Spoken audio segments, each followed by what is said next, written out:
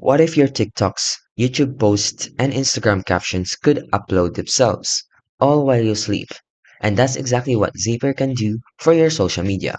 So you'll learn how to use Zapier to automate your entire content workflow by the end of this video. So first, open the Zapier and log in or create an account. Then create a Zap. This will be automated workflow. So when one social app triggers another to act itself. Then choose your trigger app.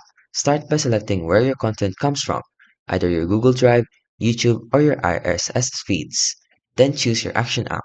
This is where Zapier should send that content, like posting new videos to Facebook pages automatically, share YouTube uploads to X, or so on. Then you can now customize your posts. You can add dynamic captions, hashtags, or links using Zapier's text fields. And then lastly, is the test and turn on the Zap. Simply just click the test action to make sure everything posts correctly. And once it works, hit turn on Zap and now your social media runs itself in the background. If you like this video, don't forget to like, subscribe, and turn on the notification for more tutorial videos.